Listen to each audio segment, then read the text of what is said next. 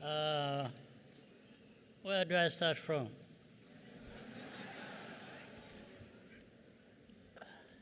So to our ambassador,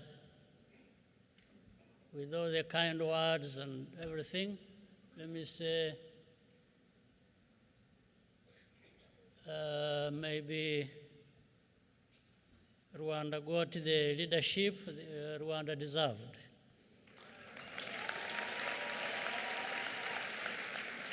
And I'm saying this to remind all of us that nothing works just because of one person or one leader, but things work because of the collective effort. So for Rwanda to deserve, as I said, the leadership they got, it's indeed because Rwanda and Rwandans together have done things that therefore they deserve to be moving in the right direction. So thank you. Now, I'm here, I've been here for the last couple of days for a number of reasons. The first was the invitation I received to come and join and be part of prayer breakfast. And I thank Grace, whom I see here in front of me in this room. Thank you for doing that. So I came. We prayed. We had breakfast. So everything went according to plan. I'm grateful. But coming here for prayer breakfast gave me a number of opportunities. One was to meet many other people here in the United States, public and private people who serve in those capacities. I also met, well, this time I'm meeting Rwandans from across the world, I should say.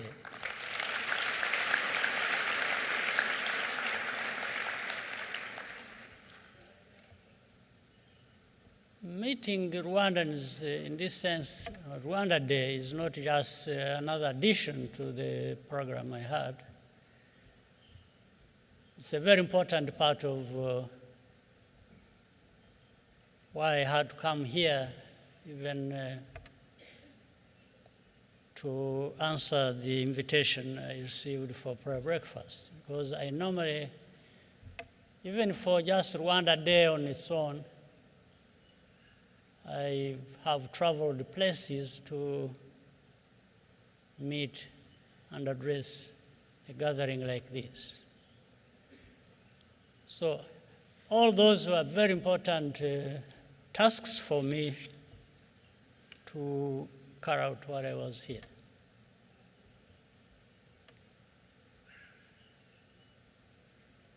The other part is equally important. I want to take this moment to thank, let me start with Rwandans who have come from all over the world and are here with us, and we are going to have a good conversation. But I want to thank the friends of Rwanda who have not, who are no longer just friends. They have become Rwandans, they've become family, if I will say.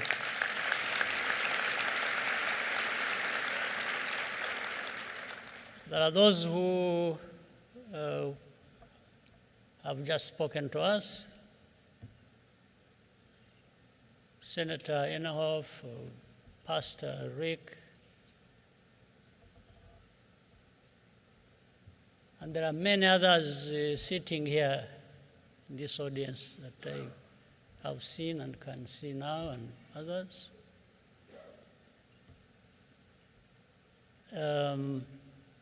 They've become, for the last 30 years, some of them, in actual fact, part of who we have become and who we are. So I wanted to thank you.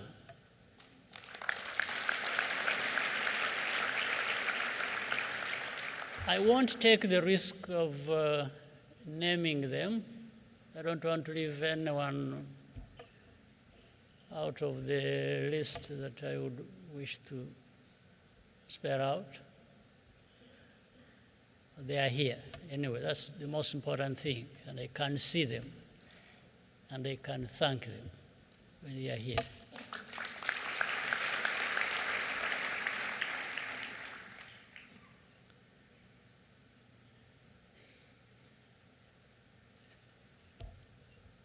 So there are things that happened during this time I've been here. There are things that didn't happen. You know, some people sometimes want to highlight what didn't happen. But I want to highlight what happened. That was very important for me and for Rwanda.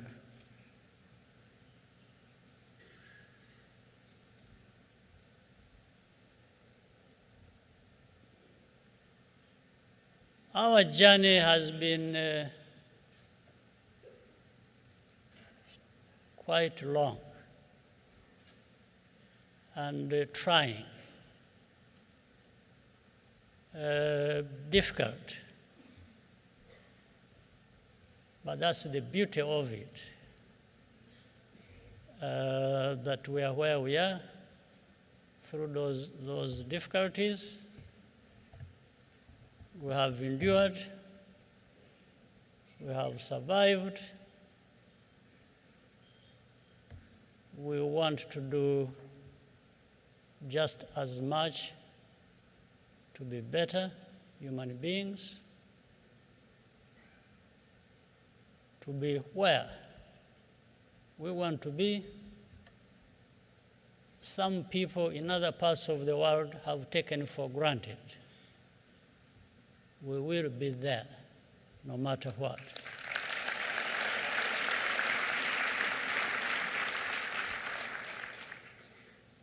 This is what we said from the beginning.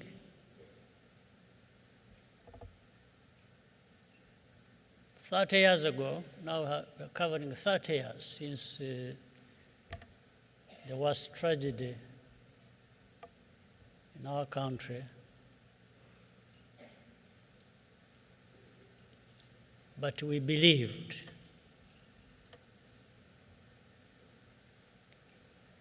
We wanted to live our lives, even so many lost theirs. And we promised ourselves. You know, there is I think people say that lightning does not strike twice in the same place. Doesn't strike same place twice. maybe. But for me, I want to be on the safe side.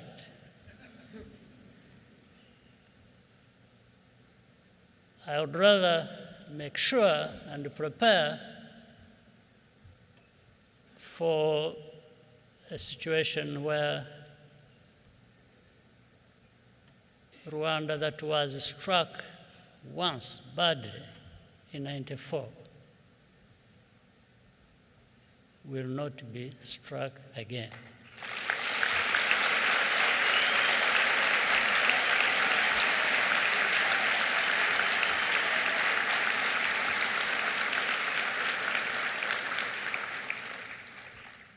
I want us Rwandans not to take chances. We just have to ensure that we are not going to be struck again.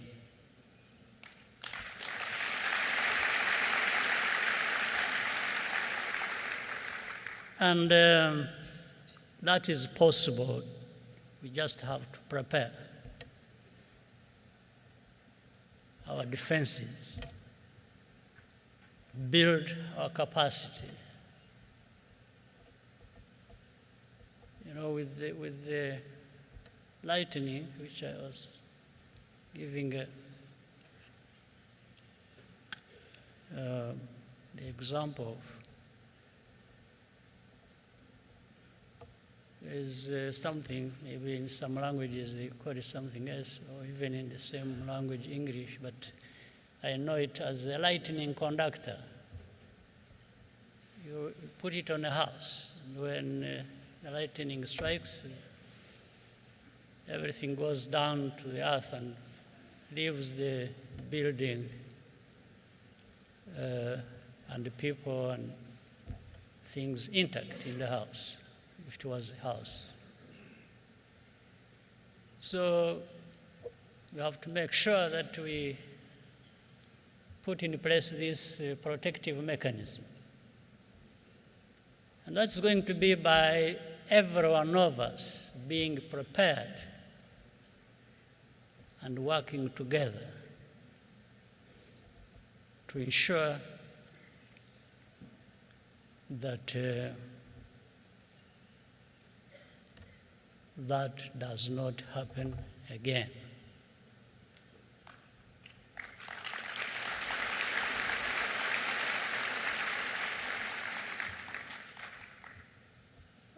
Earlier, the young lady mentioned something, and I quickly, to my mind, I knew where the story came from. Somebody must have let out our conversation, which was a bit private, and I know it must have come from Masai, who I'm seeing in the crowd. What he didn't tell you was that apart from scratching my head, I was busy turning my pockets and wondering where the money is going to come from. But nonetheless, even then I was convinced all that is possible.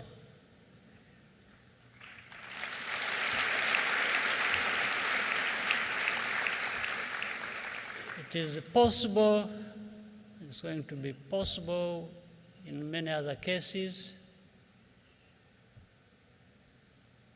because of what I said earlier, just working hard, preparing ourselves,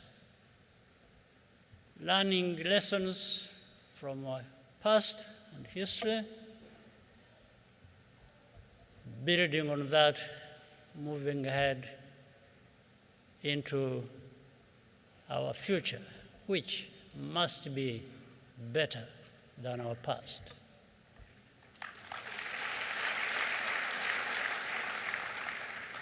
And you know, human beings are capable of many things, some of them as bad as what happened 30 years ago in our country.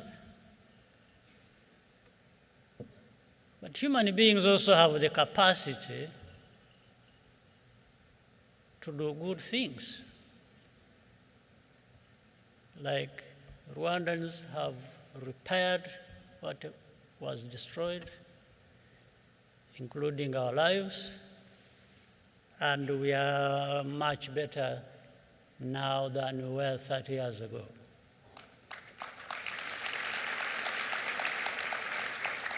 We just have to keep going.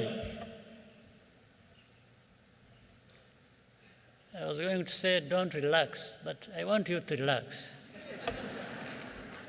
Only that remember that while you relax, you also, parallel to that, you need to be doing the right things, the right way, and the right speed.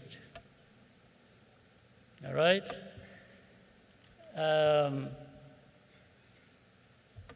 I've also heard people say, if you want to go fast, you go alone.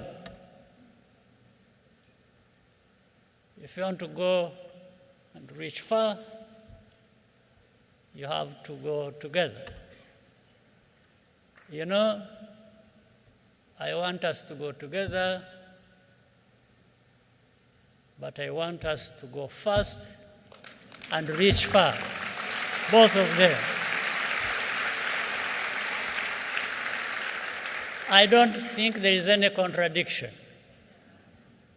You can go far and fast at the same time.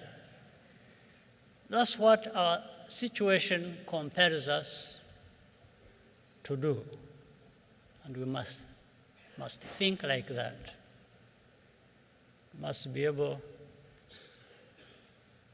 to do things and move fast, but we want to go far at the same time. And we really have ourselves either to blame or to thank for succeeding. Nobody else. Don't blame.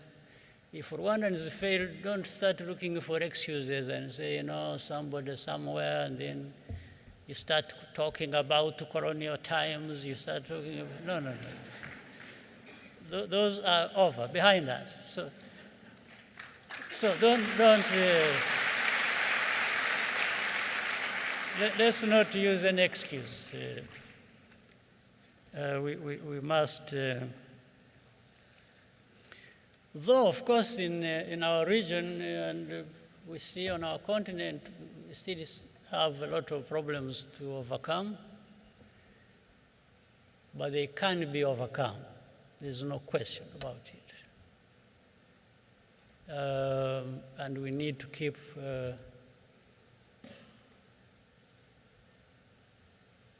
trying to work together,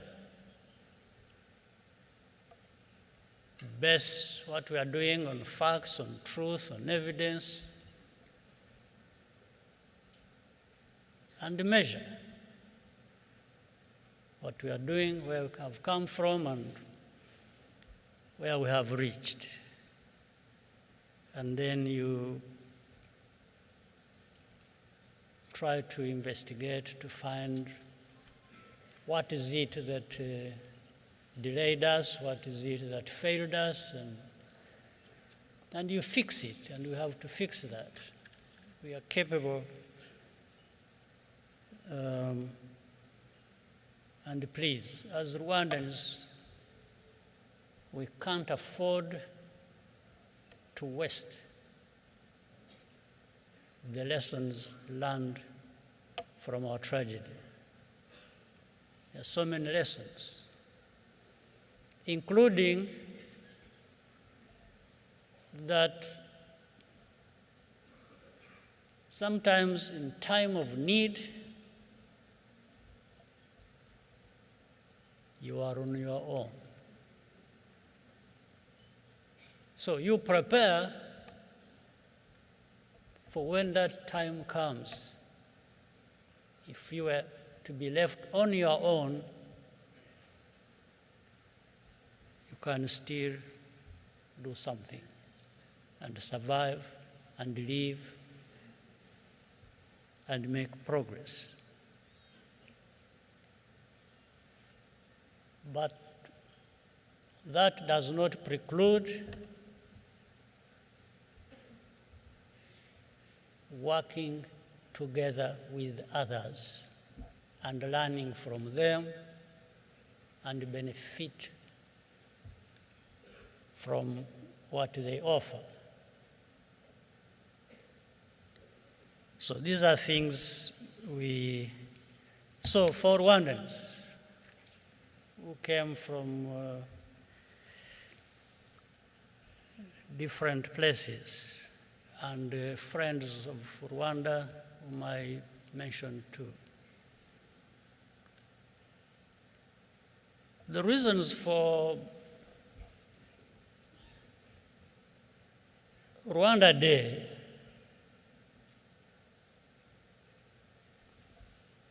to start with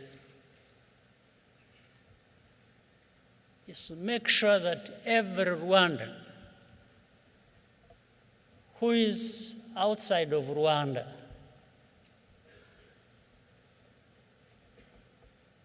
is connected with his or her home wherever they are.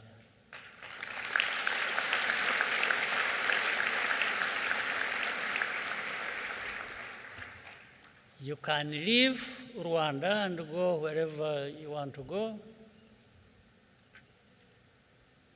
but Rwanda should not leave you.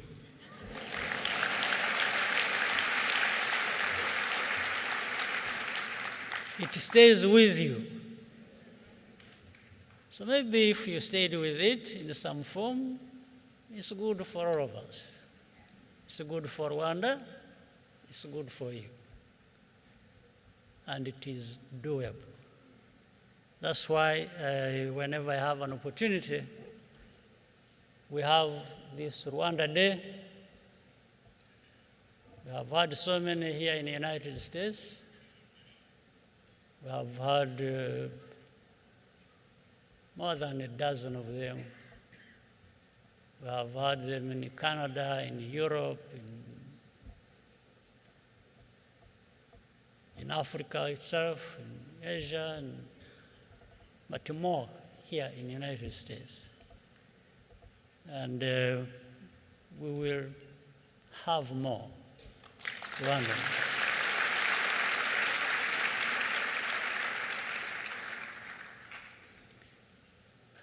So we are here now 30 years after the tragedy.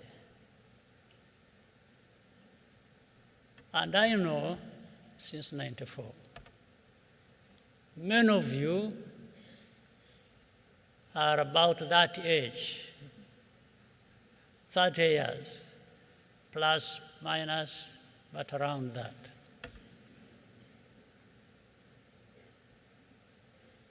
I want to ensure that we understand that our future, your future, is in your hands.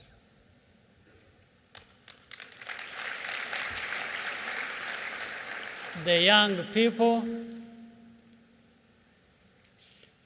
of our country, we want to be able to rely on you,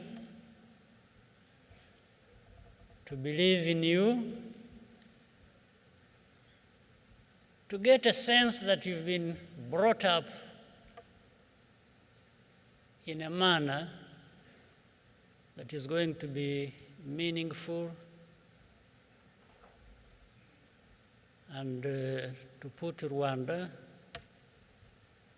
in a place where it deserves to be. It's upon you.